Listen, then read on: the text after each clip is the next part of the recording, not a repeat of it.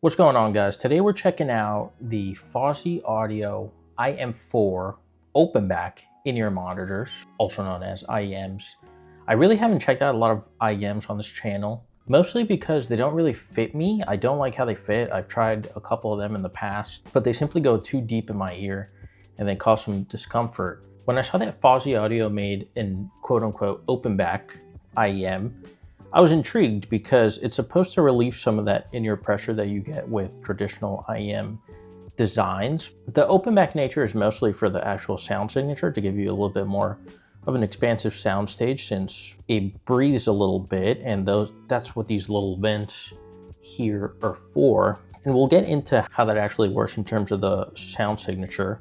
But anyway, I really just wanted to check these out because I thought maybe they would fit me better than traditional IEMs without that pressure buildup. And they've gotten really good reviews, and for $100, it seemed like a pretty decent deal, especially because you get so many things in the box. It's actually insane.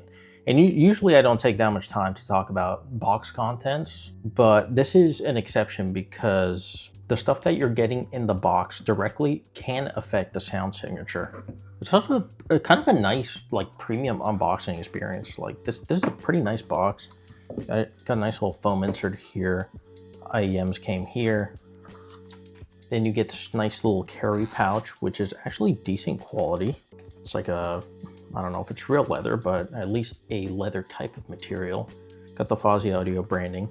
I'm not sure why they went with a blue, like a navy blue box, especially because the colorways are black and orange and silver and orange. You would expect probably a black case, but I still think it looks good. Inside is black, and you have a nice little mesh screen here where you could put a little dongle DAC like the Kiwi's Allegro Pro. You can just slide that in there, put your IEMs in here. Might as well show you what it's like when you put the IEMs in there. You can just roll up the cable, close this bad boy, and you're portable, you're mobile, you're on the move, and you're good to go. You just throw this in your bag or your pocket and you're good to go. So that's pretty cool. Not all the companies give you this nice little carrying case like that, so that's cool. Then we get to the customization, which you get two brass nozzles, which are different to the ones that are already on the IEM itself. And you can just take it off by unscrewing. Oh, I just lost it. Goodness. Got it back. These are the black ones, which are a little bit more of a cleaner sound signature with kind of less upper treble energy. And the brass nozzles give you a little bit more of that treble energy. And then you can kind of mix and match with all of these different ear tips. Here you got the balanced ones. That's what comes on the IEM out of the box. Then you have a deep bass version, and then you have a bass version.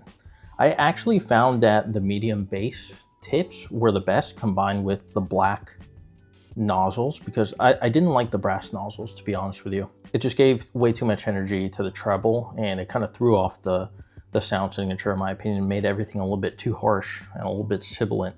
So I didn't like that. I actually liked the bass ones, the bass tips with the black nozzles, and I thought that gave the best kind of warm sound signature, and it sounded quite good. I'll get into the sound later, but my biggest issue with these bass tips are that they kind of gave me the same type of in-ear pressure feeling, because the actual stem is a little bit harder than the one on the balanced. So I just felt it in my ear a lot more. So I ended up sticking with the balanced tips. And with the balanced tips, I do find them comfortable. They don't go very deep in your ear, and you can feel the venting kind of relieving some of the pressure. You just don't feel it as much as a normal IEM. You don't feel it going as deep into your ear, but you do have to, you know, push it in there a little bit just to get the proper seal in order to get the best sound quality. And for me, I don't like IEMs. I'll be honest. I prefer earbuds.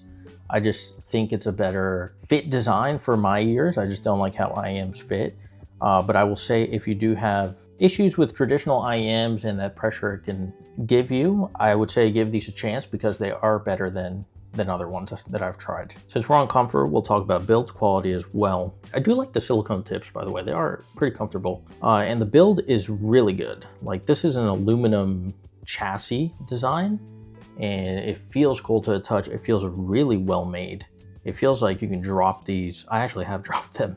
And they fared pretty well. Feels like you can drop these a bunch of times. They'll survive, that's for sure. And then you have this cable, which you guys have probably seen already.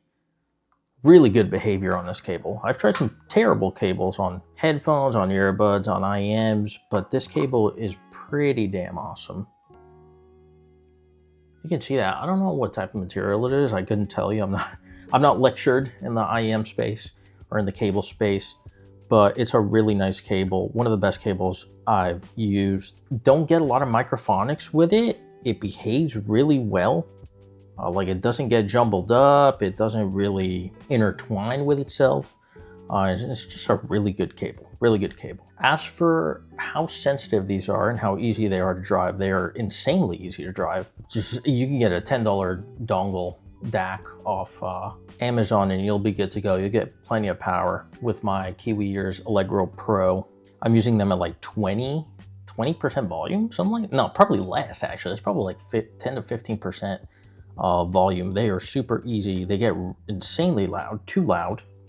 And something I noticed, it happened with this little Kiwi Ears dongle DAC and also the Fosi Audio K7 DAC amp that I have, desktop amp. I can't pan to it right here. It's on the side of me. But obviously that's a really powerful DAC amp, and this Kiwi Ears Allegro Pro is quite powerful as well. What I noticed is that there's like a little bit of a hiss or like a white noise when there's no music playing. And it's a little, I don't love that, but it's just because these are so sensitive. But once you start playing music, you don't really hear it and it kind of goes away. So it's really not a huge issue, but it's something to know. And maybe if you're using higher powered gear, you might have a little bit of a problem in that regard, but I couldn't say for sure. I also noticed when I was like scrolling on Apple Music, I was hearing like these little pops. If there wasn't music playing, I was hearing like little pops whenever I would click on something, click on an album or click on a song or something like that to go to a different menu item. I was hearing like these little faint pops, which was kind of weird. I guess it has to do with just how sensitive they are and how easy they are to drive. So maybe you would probably want to pair these with a lesser powered dongle DAC, maybe like a J-Cali JM16 Pro. That could work particularly well, especially if you're trying to use these for more portable on the go type of scenarios. All right, we've touched on everything except the sound quality. Let me start off by saying that I really do like these. I think they're very good. I don't have a ton of experience with IEMs, but obviously they sound better than most of the earbuds that I've tried, especially wireless earbuds. If I were to describe the sound, it would be safe and sound. That's probably gonna be the title of this video. I feel like they went with a very safe tuning, a tuning that a lot of people will agree with. It is a V-shaped type of tuning where you're getting a little bit of elevated bass and elevated treble. You can change the sound signature a little bit with these tips and the other nozzles. But the other nozzles really are not good. I don't think anyone's gonna like them. And from the reviews that I've seen, I don't think anyone actually uses them. But I tried the deep bass tips and it actually accentuated the treble energy for whatever reason. Maybe it's because of some of the peaks there in the higher end. I don't know what the deal with that was, but the bass tips definitely made the sound a little bit warmer, and I think it was more agreeable than the balance. The balance definitely is a V-shape type of tuning, but you don't get that much bass. It's not really like a punchy type of bass. They do handle EQ pretty well, I would say, actually.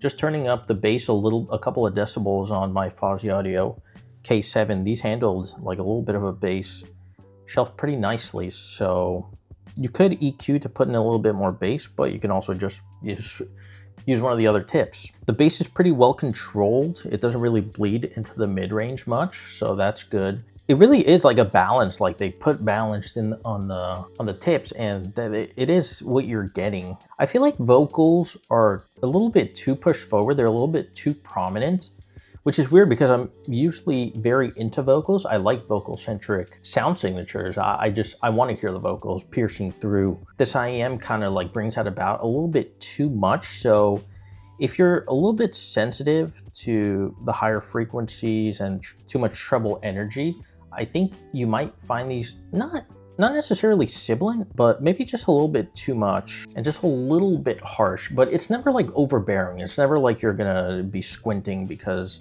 the treble is too much. But it definitely has plenty of sparkle up top, and that does attribute to detail retrieval, which is fantastic on this IEM. You could definitely hear a lot of the micro details in mixes, especially in like very complex mixes. For instance, like a heavily produced song by The Weeknd, especially from his Hurry Up Tomorrow album, or a Tame Impala song with a lot of different effects, a lot of different synthesizers being used, a lot of different instruments. This can definitely pinpoint specific details and specific instruments, and it does that really well. And I think it's benefiting from the little venting, the open back nature of it. I think the soundstage is just a little bit more open than a traditional in-ear earbud or IEM. So I definitely think that's what they were going for, and I think they pulled that aspect off. It's not like crazy wide. You're not going to get like a headphone type of open back experience. It's never going to be that because it's impossible. It's impossible. The form factor and just the fact that it's not completely open is never going to allow that in comparison to an open back pair of headphones. But it really is an enjoyable tuning for music and for gaming as well. I quite like these for gaming. I think they fare really well for single story player games. I've been playing Ghost of Yote recently, and you just really feel immersed in the open world because you're hearing details from all corners around you. So it's really nice for that. For FPS games, it's also really good because the imaging is quite good. I think you can do better. I don't think it's the best for FPS games, but I think they could definitely do in a pinch, and combine with the fact that they're great for single player story games and really enjoyable for music. I think this could be a really great jack of all trades IEM for those who are looking for a music plus gaming IEM. And the fact that you get so much customization with these tips. They handle EQ pretty well. You get this little carrying case. Like this is honestly very impressive from Fosi Audio because they've never made an IEM before from what I know, and I think they just came out with their new headphone, their first headphone a couple of months ago. I have their K7 DAC. I think it's pretty awesome. So I really like Fosi Audio as a company, and I think they're definitely on the right track. I just freaking love how this looks with the orange accents and the venting. So cool. Plus it's really well built. So for $100, you'll probably be able to find a better sounding IEM for cheaper. I'm sure they're out there. I haven't tried them. But as a package, I think you're definitely getting your money's worth for $100. For me, I just don't love how IEMs fit. Even this one that has, a little bit less pressure than a traditional IEM, I still don't find it suitable for me. And I found the sound signature to be just a little bit too bright for my liking. But I think if you give it a try and you customize it a little bit with the tips, I think you'll probably be able to find your preferred sound signature and your preferred fit, because these tips all kind of feel a little bit different in the ear. I'll have an Amazon affiliate link down below if you guys want to check out these IEMs. Let me know what you guys think if you have checked them out, and I'll see you guys in the next one.